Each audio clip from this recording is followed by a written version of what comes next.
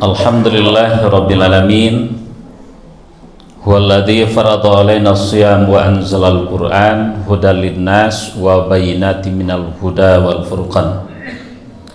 Asyhadu an la ilaha illallah wahdahu la syarikalah wa asyhadu anna Muhammadan abduhu wa rasuluh.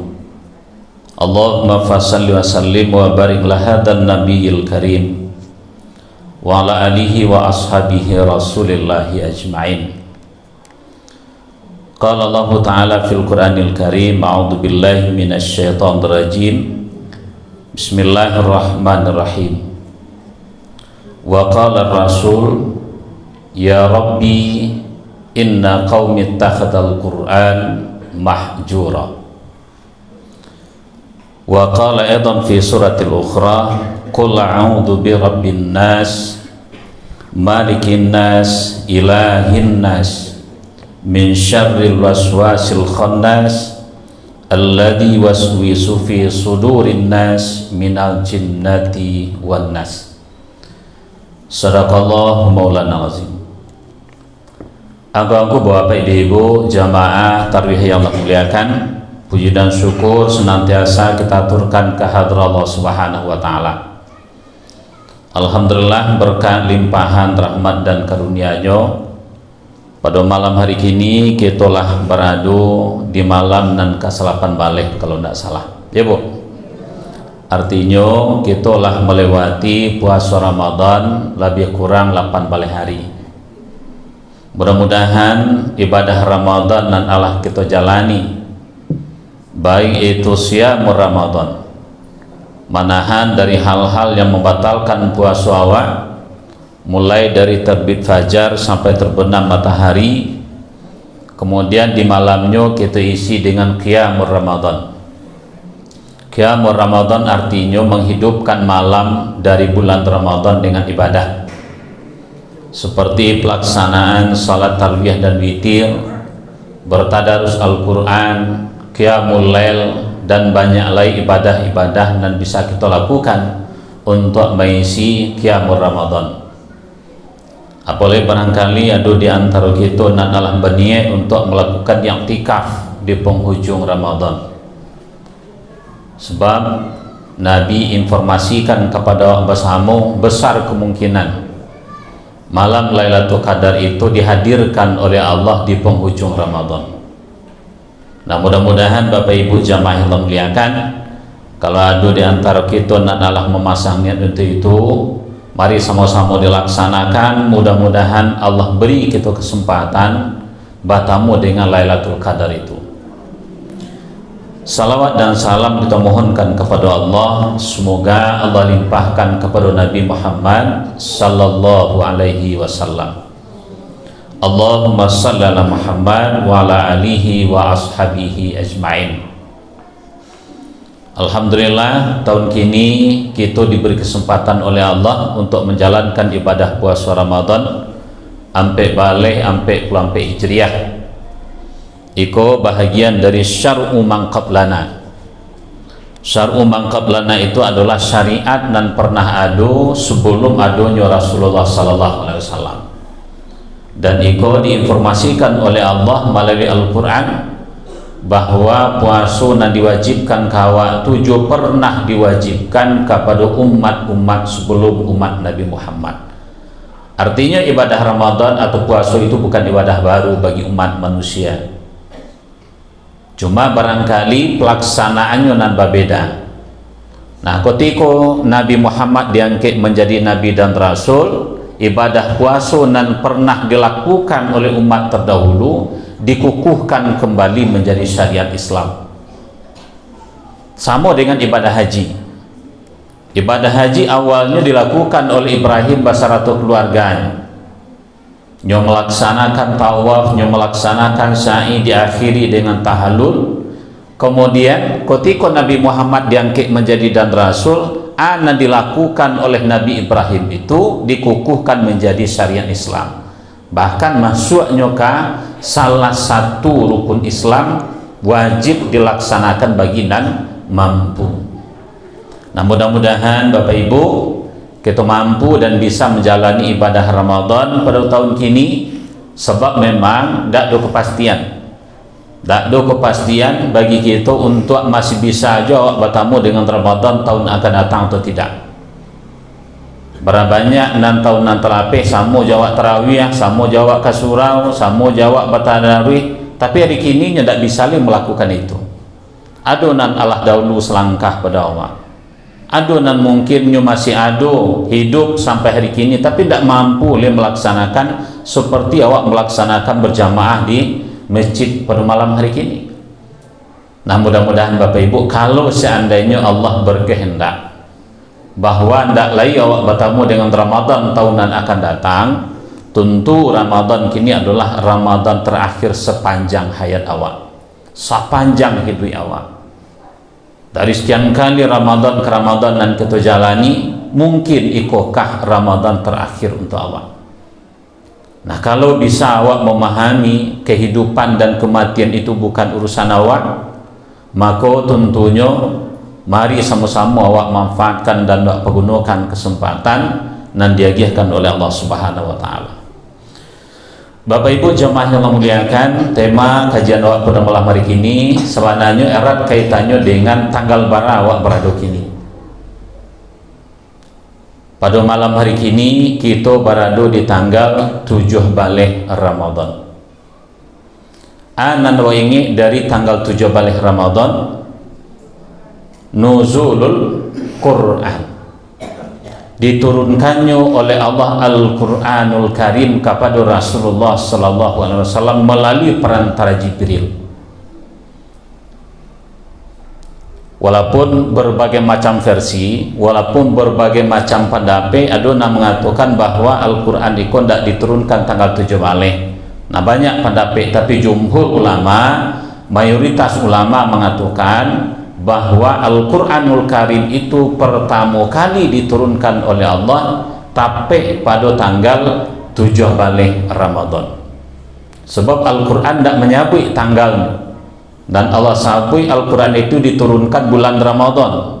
Syahrul Ramadan alladzi unzila fihi Al-Quran hudan linnas wa bayyinatin minal huda wal furqan. Bahwa Al-Quran itu diturunkan dalam bulan Ramadan. Allah tidak rinci bulan Ramadan itu tanggal bara Al-Quran diturunkan, tidak dirinci oleh Allah Subhanahu wa taala. Nah, Bapak Ibu jamaah yang memuliakan, terkait dengan itu rasanya pada malam hari ini ada dua hal yang ingin disampaikan. Pertama, awak menyikapi kekhawatiran Rasulullah Sallallahu Alaihi Wasallam terhadap awak umatnya. Kemudian yang kedua, awak mentadaburi Al-Quran khususnya sesuai dengan tema surah An-Nas, dan perlu awak dalami, perlu awak kaji, perlu awak ilmui apa kira-kira makna dan terkandung di balik itu. Pertama, Bapak Ibu, ambo ingin sampaikan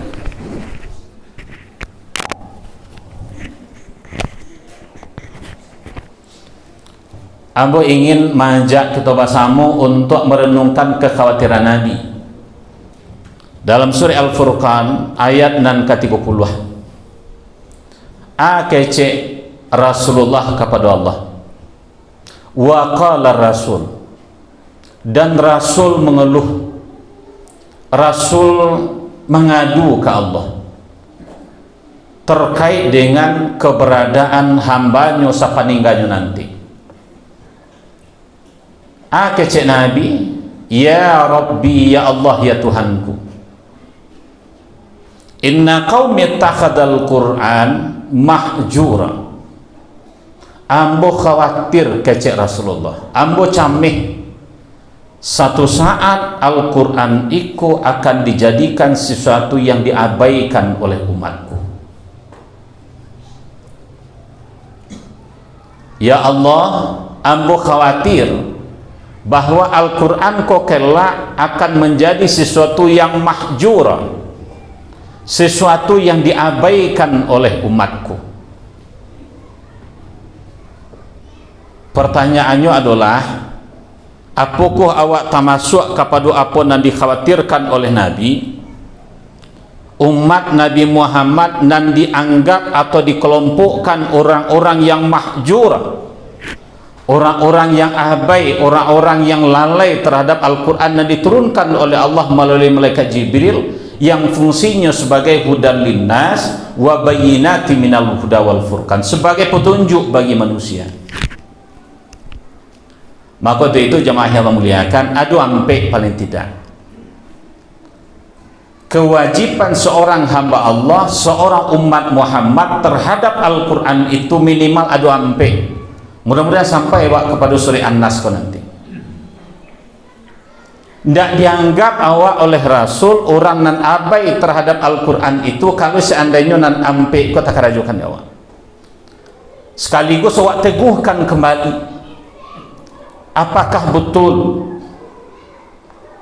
kita menjadikan atau ingin menjadikan Al-Quran itu sebagai petunjuk atau sebagai hudan, sebagai pedoman, sebagai guidance nan akan memandu kehidupan awak, atau nanampe itu nan pertama sekali Al-Quran atau kita tidak dianggap sebagai orang nan abai terhadap Al-Quran ketika Al-Quran itu masih tetap awak buka dan awak baca bitilawati. Kita tidak dianggap oleh Nabi orang nan abai terhadap Al-Quran kalau seandainya di rumah awak, di keluarga awak setiap hari Al-Quran itu masih berkumandang, masih dibacakan, masih tadanga di rumah-rumah umat Islam, berarti ketika itu tidak termasuk awak kepada mahjura, orang yang abai terhadap Al-Quran. Apalagi awak berada di dalam bulan Ramadan kini awak coba saja Bapak Ibu, awak lihat di rumah awak surah-surah dalam bulan Ramadan atau di luar bulan Ramadan, bisa nak awak memastikan bahwa di rumah awak tu senantiasa dibacakan Al-Quran?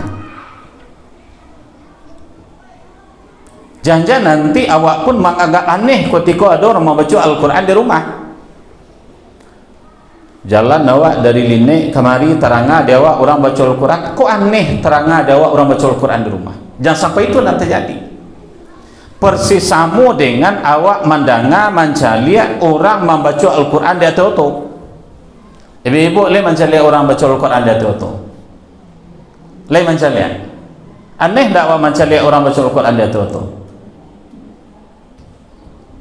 Asing tak dia awak? Contohnya awak naik auto amko dari Penanggadang sampai ke Padang Dua tu, tiba di simpang Sungai Tanang, biko naik orang sudah duduk nyeri auto buka Al-Quran ketik, kemudian mengaji sampai ke pasar. Aneh tak awak mencari? Asing tak dia awak tu? Asing. Artinya apa? Kan tak nampak dia awak selama kono. Naiknya dari Padang Dua sampai ke Padang tu entah mengaji saja, baca Al-Quran saja. Aneh dah awak mencari? Aneh, asing dia awak. Sebab apa? Tak familiar, tak biasa dia awak harus seperti itu.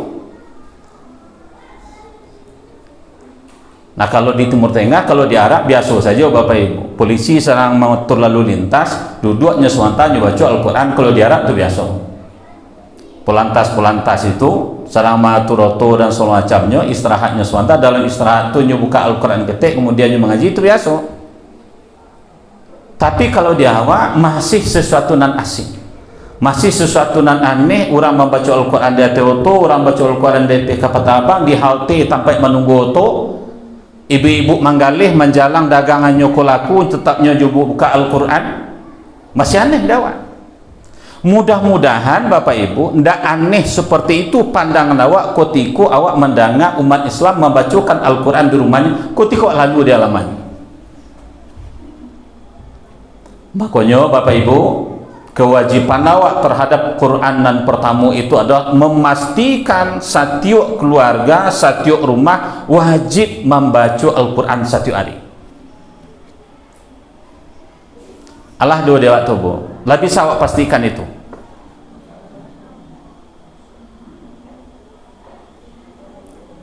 Kalau seandainya alun mari berikhtiar, ya Bu. Mari awak berikhtiar, mari awak bersawak, jangan tunggu menunggu. Wah, nak salah baca, cucu salah baca, apaknya salah baca, amaknya salah baca, jangan seperti itu. Satu awak hendaknya menjadi inisiator untuk memulai baca Al-Quran itu berkumandang di rumah awak satu hari.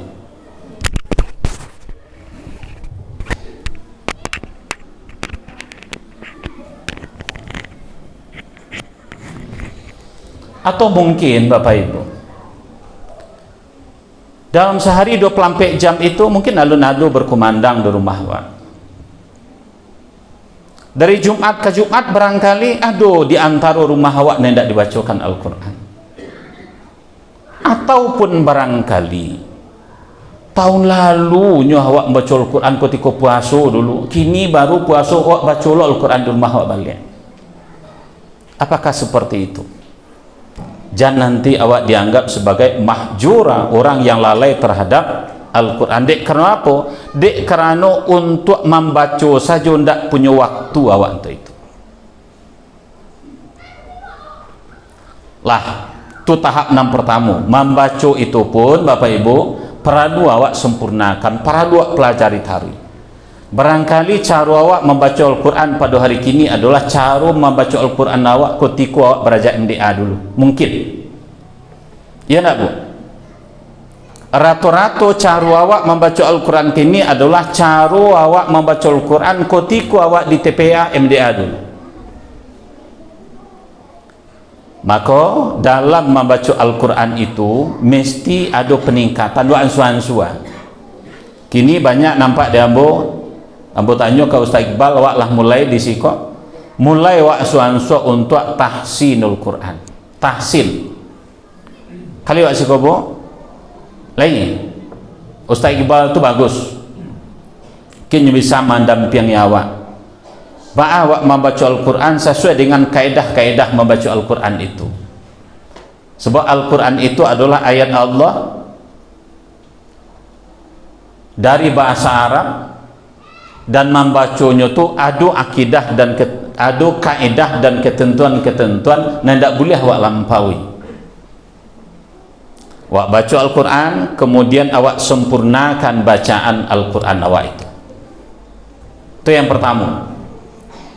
Kemudian yang kedua adalah kewajiban awak, yang kedua tadabbur Al-Quran, memahami Al-Quran. Ketika membaca Al-Quran lah dapat ibadah awak Allah. Membacanya tu dapat ibadah, mendengarnya pun dapat ibadah.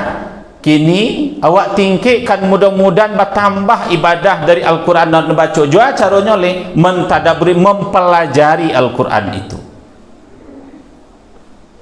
Sehingga apa yang awak baca, seketik demi seketik awak bisa memahami dan ada pasan-pasan Allah dan ada dalam Al-Quran itu.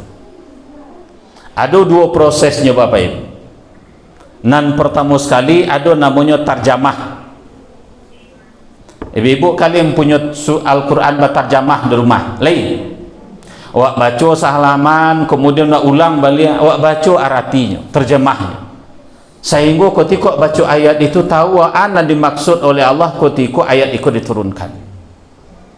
Walaupun terjemah itu memindahkan dari bahasa Arab ke bahasa Indonesia, itu yang terjemah. Memindahkan teks Arab ke teks Indonesia itu namanya terjemah. Kemudian yang kedua, mudah-mudahan Bapak Ibu ada kesempatan awak untuk membaca tafsir Al-Quran. Berbeda tafsir juga terjemah berbeda. Kalau terjemah itu hanya memindahkan dari bahasa Arab ke bahasa Indonesia, kalau tafsir itu adalah anan dimulai dari asbabun nuzul. Bagaimana diturunkan oleh Allah ayat ko? Mukasui ayat itu kaitannya dengan ayat-ayat lain, kondisi apa Al-Quran itu diturunkan oleh Allah, apa hukum dan terapik di dalamnya, itu akan awak temukan di dalam tafsir. Contoh Bapak Ibu jemaah yang Allah muliakan, dalam Al-Quran surah Ar-Rahman ada ayat yang berulang-ulang Allah baca, Allah sabui.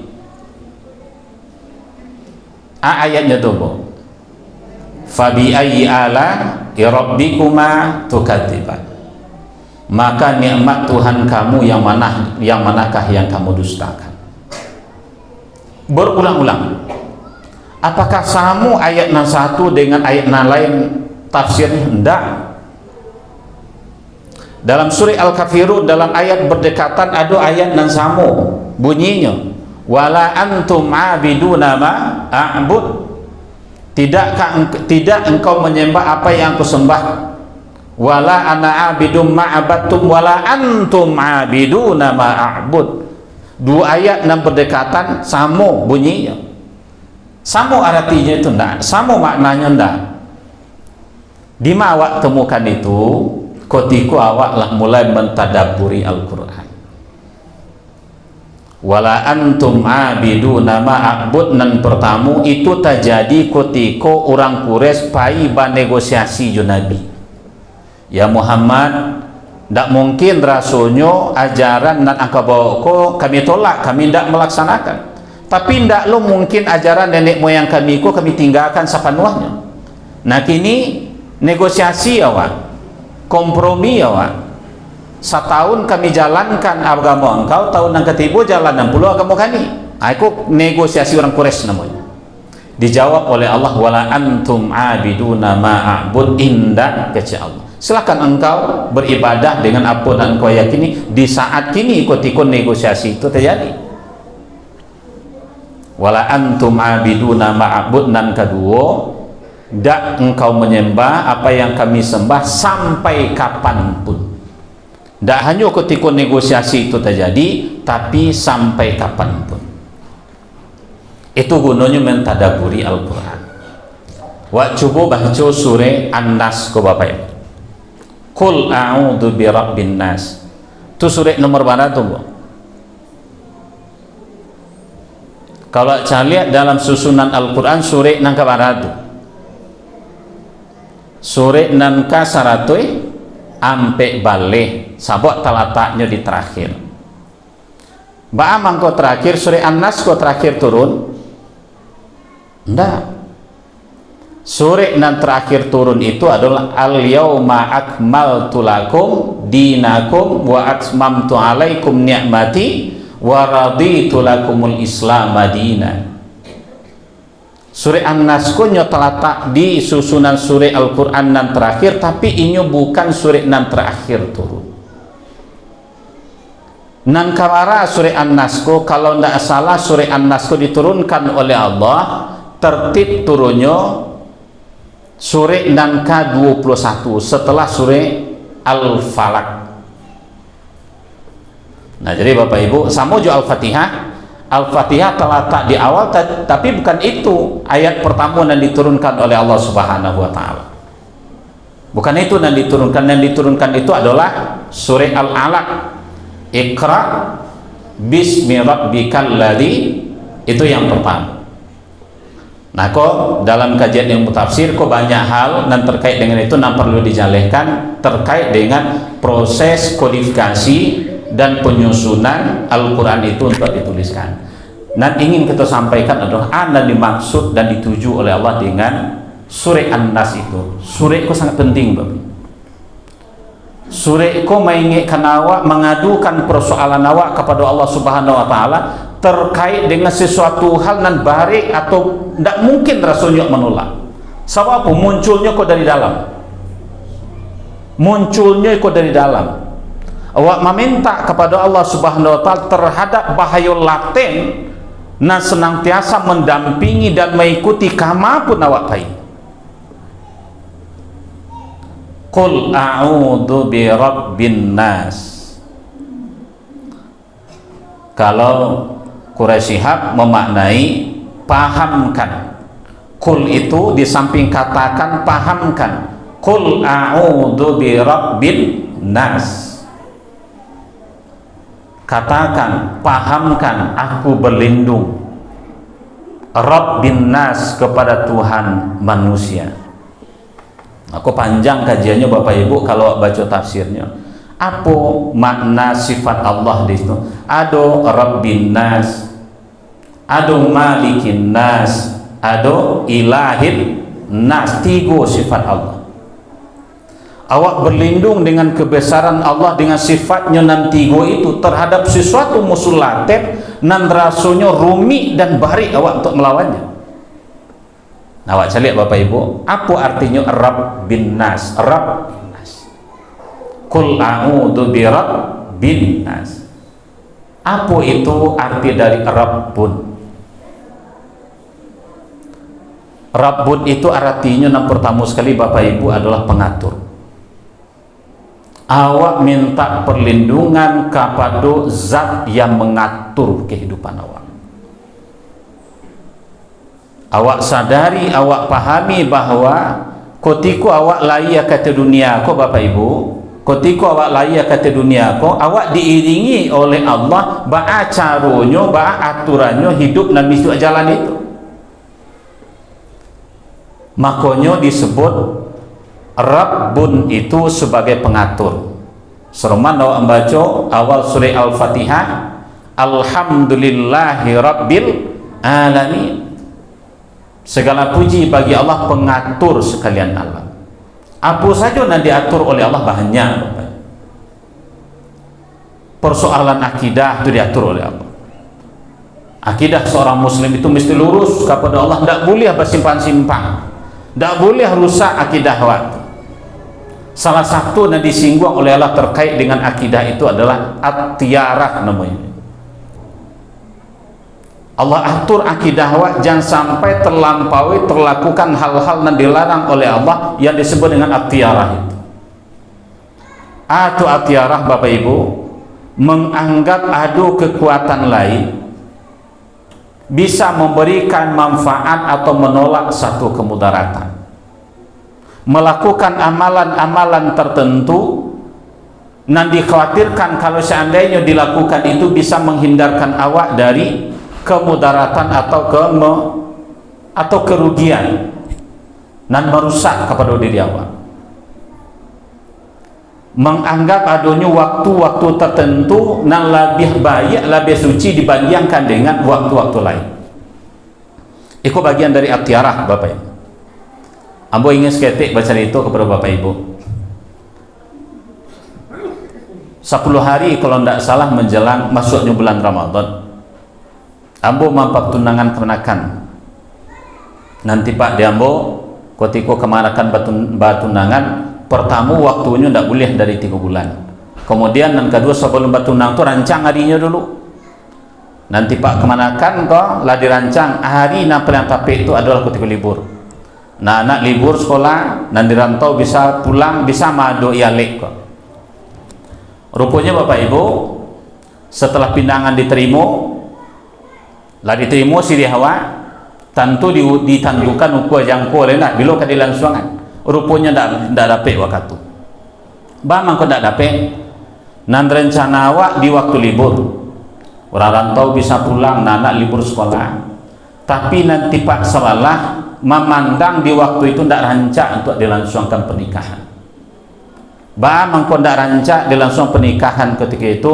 Sabok pas waktu orang libur tu tapi bulan keturun. Bulan keturun. Manurinya tidak rancak akad nikah itu dilangsungkan di bulan keturun. Kamu yakin di situ tidak boleh tentu benar? Kalian tidak boleh dah. Kamu sampaikan bahwa mampu mesti bulan kanaya mana? Keceknya kalau seandainya bulan keturun tu, tidak eloknya berumah tangga. Tapi mana anak nanti anak tu cacat. Bau sawonya sampai serasa dia giakan dari Allah. Bapak Ibu jamaah yang memuliakan, jangan adu seperti itu. Adu hari-hari tertentu nan awak anggap bisa mendatangkan kebaikan. Adu hari-hari tertentu nan awak khawatirkan adanya kemudaratan kalau seandainya itu awak lakukan. Kau bagian dari at-tiyarah namanya. Ikut nak berlindung kepada Allah, Allah nan mengatur hidup awak terkait dengan persoalan akidah, persoalan kemudaratan, persoalan musibah, Allah yang tentukan. Banyak barangkali Bapak Ibu, banyak. Sebab makna seperti itu. Awak di Minangkabau kau lebih dulu berada dibandingkan juga kamu. Ya enggak? Keyakinan awak nan awak pahami dan diturunkan oleh nenek moyang awak dulu ketika Islam masuk tu halu Nabi serta merta. Masih ada residu sisa-sisanya tu. Kamu bangun rumah, darahi dulu. Cari bana yang gadang dulu. Bah maka perlu bana didarahi, luku orang tukang kalau seandainya tidak didarahi. Naik kudu-kudu mesti tagak pisang dateh dulu. Soalnya kalau pakai pisang saya rancak lagi. Bah mangko rancak. Awih tukang beko serang masang atok deko. Kamambi ayi nya ke bawah ko jauh hame. Enak. Pisang gadang, pisang kale. Pisang gadang ada di teh. Anyon biak saja pisang tu lapih hawi. Kalau itu yang menjadi keyakinan dan analisa awak, logika awak rancak. Tapi ada hal yang perlu khawatirkan. Jangan muncul keyakinan awak kalau seandainya itu tidak awak lakukan, maka sampai resaki orang yang punya rumah. Jangan seperti itu. Sama je orang menggilang kucing jalan. Awak selamain kucing tu, awak kubuakan dari elok. Apalagi ada nak mengapa ni rancak. Ada nak buka singlet bagai. Buka singlet, kemudian dikapani kucing tu dikubuakan dari elok. Sebatas itu rancak. Toh kucing tu makhluk Allah. Tapi nan indak boleh tu Bapak Ibu. Adunya semacam keyakinan dewa. Kalau seandainya ndak awak lakukan seperti itu, maka ndak akan selamat perjalanan awak. Atau akidah sasarannya itu. Jadi ikut nan dipasangkan oleh Allah. Qul a'udzu birabbin nas itu kita berlindung kepada Rabbin nas, Tuhan nan mengatur kehidupan awak, termasuk terkait dengan hal-hal akidah. Diatur awak oleh Allah Subhanahu wa taala. Kecenderungan kini kebanyakan awak, mohon maaf mudah-mudahan disiku indah. Kebanyakan awak beribadah itu nama nan banyak dilakukan orang awak seperti itu pula. Contoh yang menjadi tren nampak diambil kini ibu. Akad nikah, peristiwa akad nikah itu dalam Islam itu namanya walimatul urs. Makanya Nabi pasangkan buik makanan kemudian bagikan ke orang. Kaganti magi tahu bahwa lah dilaksanakan akad nikah. Tapi kini Bapak Ibu prosesi akad nikah itu dibuat dari kuburan. Lebih Ibu bisa lihat, dibuat model kuburan. Sebelum dilaksanakan akad nikah, calon mempelai perusi suruh bersimpuah di kaki duanya dulu, suruh bersimpuah di kaki apaknya dulu, kemudian adolo nak membawa acara biko membacakan puisi, membacakan jariah induk kepada anak semenjak dari kandungan, payahnya malayan, payahnya menggadangkan. Ibu anak gadih ka melapihkan tanggung jawab apaknya le dibaca jariah orang gaib semenjak dari kandungan si anak tidak menangis. Saya ngo batangi-tangihan menjelaskan nikah tu nampak dia okey. Batangi-tangihan. Tu giliran laki-laki lalu sujud di calon mintu. Mohon maaf Bapak Ibu jamaah yang memuliakan. Kecik Nabi jangan samakan itu je kuburan. Acara walimatul urs itu acara bergembira dia. Tu mangkonya kini ibu banyak nak daruku putun dak rancak kodaknya. Baju kerancak ni, matu dah sirah.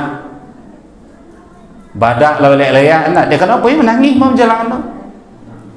Bapak Ibu jamaah yang memuliakan. Rabbun nas, bahwa kita minta perlindungan kepada Allah nan matur hidup awak. Jadi awak tinggal di dunia ke ibu ndak boleh sekelama awak. Lah ada pedoman, lah ada aturan-aturan. Persoalan akidah diatur. Persoalan hukum diatur, bahkan mestinya awak bermuamalah diatur oleh Allah Subhanahu wa taala. Nan kedua malikin nas, raja manusia, penguasa manusia. Nan memutuskan elok jo buruk terhadap manusia itu itulah Allah. Awak minta perlindungan kepada beliau. Ujungnya adalah ana nak minta, ya Allah, seakan-akan awak berdoa, bantu kami ya Allah terhadap sesuatu dan kami kadang-kadang tak sanggup untuk itu. Ana tidak sanggup awak mengatasi bisikan dan muncul dari dalam itu.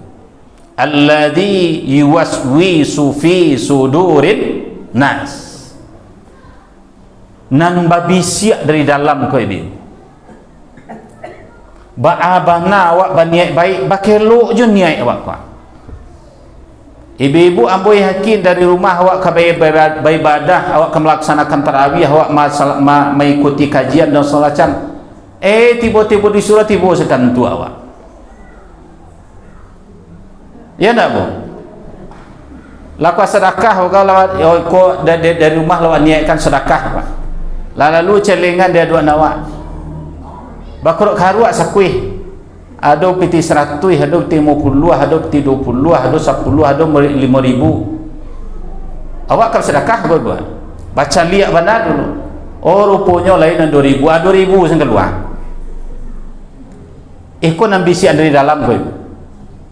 Dan cenderung awak gagal untuk melawan itu.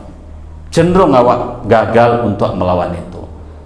Nah makanya Bapak Ibu jamaah yang Allah muliakan, surah An-Nas iko pada intinya adalah awak minta perlindungan kepada Allah Subhanahu wa taala terhadap kekuatan dan muncul dari dalam awak dan susah awak untuk menghindar dari itu. Untuk menghindar dari itu. Maka ubaiknya supaya kita bisa istiqamah, supaya bisa komitmen beradu di jalan yang benar, on that track ke seorang. Maka senantiasa kita berzikir kepada Allah Subhanahu wa taala, minta tolong awak doa minta kepada Allah, Allahumma a'inna ala dzikrika wa syukrika wa husni ibadatika. Allahumma a'inna ala dzikrika, ya Allah bantu kami untuk selalu ingat kepadamu. Sebab untuk mengingat Allah tu Bapak Ibu tidak mudah. Jangankan dalam keseharian, jangankan awak di pasar, jangankan awak di kantua, jangankan awak sedang di sawah dan semacam. Kadang-kadang di dalam salat saja tidak penuh pengen awak ke Allah. Kadang-kadang paling yang bisa awak dalam doa kita, paling yang ingin awak ketika ruku dan semacam. Di luar itu barangkali lah banyak pengen, bahkan hal-hal yang tidak terkena ada dalam sembahyang terkena ya benar. Tak terkena dia kompor lah mati itu alun dalam sembahyang terkena. Nak kunci di mata letak dalam sembahyang terkena. Nyusah belum sembahyang tak terkena dia. Allahumma a'inna ala dzikrika, ya Allah bantu kami untuk senantiasa ingat kepadamu. Wa syukrika, dan selalu bersyukur kepadamu. Mudah-mudahan Bapak Ibu jamaah yang Allah muliakan, terakhir tugas awak itu adalah supaya awak tidak dianggap mahjura, adalah memeliharu dan mengamalkan Al-Quran. Memeliharu itu caranya dengan tahfizul Quran. Mapa Al-Quran itu artinya memeliharu Al-Quran. Memeliharu Al-Quran itu dengan membela Al-Quran. Alhamdulillah Bapak Ibu, ketika aksi 21 dulu itu bahagian dari tahfizul Quran, membela Al-Quran. Tapi tentu awak iringi dengan awak bela Al-Maidah 51 itu, tentu awak baca Al-Quran supaya itu bisa menjadi pedoman dan pemandu dalam kehidupan awak. Mudah-mudahan Bapak Ibu jamaah yang Allah muliakan, kita tidak dikelompokkan oleh Nabi terhadap orang-orang yang dianggap lalai terhadap Al-Quran. Mari kembali baca Al-Quran. Pastikan setiap rumah waktu setiap hari ada Al-Quran dibacakan. Ibu-ibu membaca Al-Quran, minantu awak baca Al-Quran, anak-anak awak baca Al-Quran, apa-apapun juga seperti itu. Kalau memanglah bisa rutinkan seperti itu, ansu-ansu untuk meningkatkan kualitas bacaan awak, makhraj coba, tahsin coba. Kalaulah bisa lu rutin, kembali awak tingkatkan, awak ansu-ansu baca terjemahnya, awak ansu-ansu membaca tafsirnya, sehingga utuh pemahaman awak dengan Al-Quran. Untuk itu sangat besar harapan awak ketika Allah memahami Al-Quran. Al-Quran itu akan mampu menjadi hudan bagi kehidupan awak, akan memandu perjalanan kehidupan awak dan memelihara awak tidak tersalah dalam melangkah dalam melakukan interaksi dan aktivitas kehidupan awak. Bapak Ibu, itu mungkin dan bisa kita sampaikan, mudah-mudahan ada manfaatnya. Bila taufiq hidayah. Assalamualaikum warahmatullahi wabarakatuh.